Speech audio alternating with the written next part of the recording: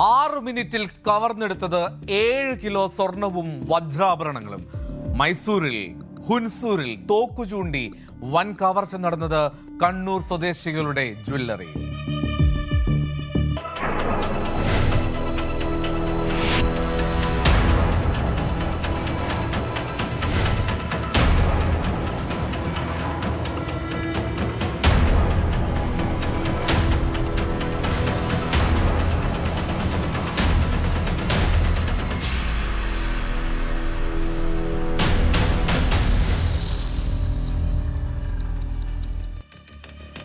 കർണാടകയിൽ അവിടെ മൈസൂർ ജില്ലയിലുള്ള ഹുൻസൂർ എന്ന സ്ഥലം, അവിടെയുള്ള സ്കൈ ഗോൾഡ് ആൻഡ് ഡയമണ്ട് എന്ന ജ്വല്ലറി, അവിടെയാണ് പട്ടാപ്പകൽ ഒരു വലിയ കവർച്ച നടന്നത്.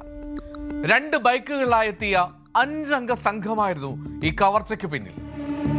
ഇന്നലെ ഉച്ചയ്ക്ക് ഏതാണ്ട് 2 മണിക്കും 2:30ക്കും ഇടയിലായിരുന്നു ഈ വൻ കവർച്ച. തോക്കു ചൂണ്ടി 7 കിലോയോളം ആഭരണങ്ങൾ, അതിൽ വജ്രാഭരണങ്ങളും ഉൾപ്പെടുന്നു. അതാണ് അവർ കവർന്നു കൊണ്ടുപോയത്. തുക കണക്കാക്കുമ്പോൾ അത് ഏകദേശം 4.5 കോടിയിൽ അധികം രൂപയുടെ ആഭരണങ്ങൾ ഉണ്ട് എന്നാണ് നിഗമനം. അക്ഷരാർത്ഥത്തിൽ സിനിമാ സ്റ്റൈലിലായിരുന്നു ആ കവർച്ച. ആദ്യം 2 പേർ ഉപഭോക്താക്കളാണ് എന്നുള്ള വ്യാജേന, സ്വർണം വാങ്ങാനെത്തിയവരാണെന്നുള്ള വ്യാജേന കടയ്ക്കുള്ളിലേക്ക് കയറുകയാണ്. തൊട്ടു പിന്നാലെ തോക്കുകളുമായി 3 പേർ കൂടി അകത്തേക്കെത്തി. ജീവനക്കാരെയും ജ്വല്ലറിയിൽ ഉണ്ടായിരുന്ന മറ്റ് ഇടപാടുകാരെയും ഭീഷണിപ്പെടുത്തി ബന്ദികളാക്കുന്നു.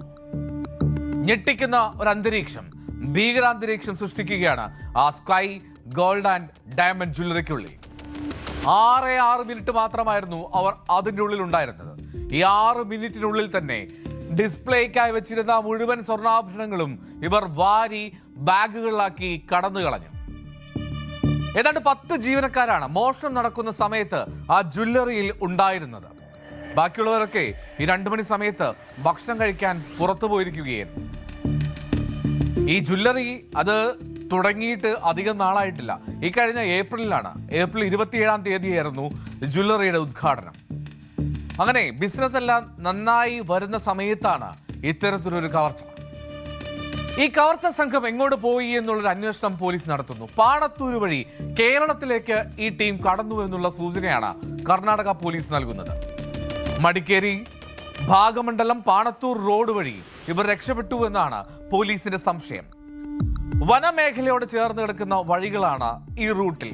അപ്പോൾ അതുകൊണ്ട് തന്നെ ഈ വനത്തോട് ചേർന്ന് എവിടെയെങ്കിലും ഒളിഞ്ഞിരിപ്പുണ്ടോ എന്നുള്ളൊരു സംശയവും പോലീസ് പ്രകടിപ്പിക്കുന്നുണ്ട്. ആ സാധ്യത പോലീസ് തള്ളിക്കളയുന്നില്ല. എന്താണെങ്കിലും പ്രത്യേക അന്വേഷണ സംഘത്തെ രൂപീകരിച്ച് കൂടുതൽ ഊർജിതമാക്കിയിട്ടുണ്ട് അന്വേഷണം. കർണാടക പോലീസ് 5 അംഗ അന്വേഷണ സംഘത്തെയാണ് നിയോഗിച്ചിരിക്കുന്നത്. ഹെൽമറ്റ്, മാസ്ക് ഇത് ധരിച്ചെത്തിയാണ് അവർ ആ ജ്വല്ലറിക്കുള്ളിലേക്ക് കവർച്ചയ്ക്കായി എത്തുന്നത്.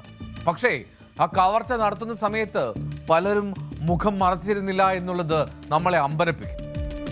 മോഷ്ടാക്കളിൽ ഒരാൾ ആ കടയിൽ തന്നെ അയാളുടെ helmet വെച്ചുപോയിട്ടുമുണ്ട്.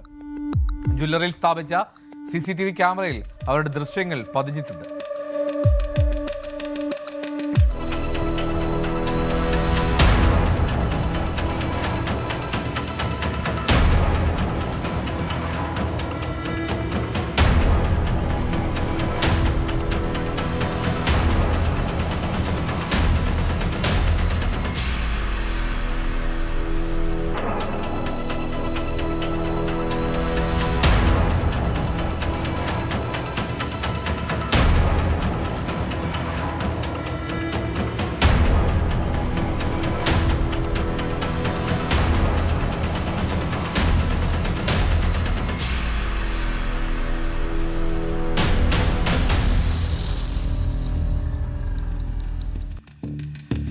A well planned robbery എന്ന് തന്നെ നമുക്ക് തീർത്തും പറയാം. കാരണം മിനിറ്റുകൾക്കുള്ളിൽ തന്നെ ആ ജ്വല്ലറിയിലെ മുഴുവൻ ആഭരണങ്ങളും സംഘം ബാഗുകളിലാക്കിയിരുന്നു. 6 മിനിറ്റ് കൊണ്ട് തന്നെ അവർ കടന്നു കളയുകയും ചെയ്തു. 2 തവണ മുകളിലേക്ക് അവർ കൊണ്ടുവന്ന തോക്കുകൊണ്ട് അവർ വെടിയുതിർത്തു. ഈ കവർച്ച നടക്കുമ്പോൾ ജ്വല്ലറിയിലെ മാനേജർ ഭക്ഷണം കഴിക്കാനായി പുറത്തേക്ക് പോയിരുന്നു. തിരിച്ചെത്തിയ അദ്ദേഹം ഈ കവർച്ചയുടെ സീനാണ് കാണുന്നത്. ഈ സംഘത്തെ കണ്ട് ജ്വല്ലറിയുടെ ഷട്ടർ പുറത്തുനിന്ന് പൂട്ടാനും ഈ മാനേജർ ഒരു ശ്രമം നടത്തി. ആ ശ്രമം നടത്തുന്നത് കണ്ട മോഷ്ടാക്കൾ ഷട്ടർ ചവിട്ടി തുറന്ന് മാനേജർക്ക് നേരെ വെടിയുതിർക്കാൻ മടിക്കുകയും ചെയ്തില്ല. എന്തായാലും ഭാഗ്യം കൊണ്ട് അദ്ദേഹം രക്ഷപ്പെട്ടു. അദ്ദേഹത്തിന് പരിക്കേൽക്കുകയോ വെടികൊള്ളുകയോ ചെയ്തില്ല എന്നുള്ളതാണ് ഏറ്റവും ഭാഗ്യകരം. പിന്നീട് ആകാശത്തേക്ക് വെടിയുതിർത്ത് പരിഭ്രാന്തി പരത്തി ആ സംഘം ബൈക്കുകളിൽ രക്ഷപ്പെടുകയായിരുന്നു. പോലീസ് എത്തി വിശദമായിട്ടുള്ള പരിശോധന നടത്തി. മൈസൂരു SP വിഷ്ണുവർദ്ധന്റെ നേതൃത്വത്തിലുള്ള പോലീസ് സംഘമാണ് സ്ഥലത്തെത്തി കാര്യങ്ങൾ പരിശോധിച്ചത്. ഫോറൻസിക് സംഘവും കൃത്യമായി തെളിവുകൾ ശേഖരിക്കുന്നുണ്ട്. CCTV ദൃശ്യങ്ങളിൽ 5 പേർ 2 ബൈക്കുകളായി പോകുന്ന ദൃശ്യങ്ങളും പോലീസിന് ലഭിച്ചിട്ടുണ്ട്. ഈ അന്വേഷണത്തിനായി പ്രത്യേക സംഘത്തെയും രൂപീകരിച്ചു. നടലും ഇരിട്ടിയിലും വിരാജ്പേട്ടിലും ശാഖകളുള്ള ജ്വല്ലറി ശൃംഖലയാണിത്. പ്രതികളെ ഉടൻ പിടികൂടാൻ കഴിയുമെന്ന പ്രതീക്ഷ അന്വേഷണ സംഘത്തിനുണ്ട്. എന്തുകൊണ്ടെന്നാൽ ആ CCTVയിൽ വളരെ വ്യക്തമാണ് ആ മോഷണത്തിലെത്തിയ സംഘാംഗങ്ങളുടെ മുഖം മുഴുവൻ.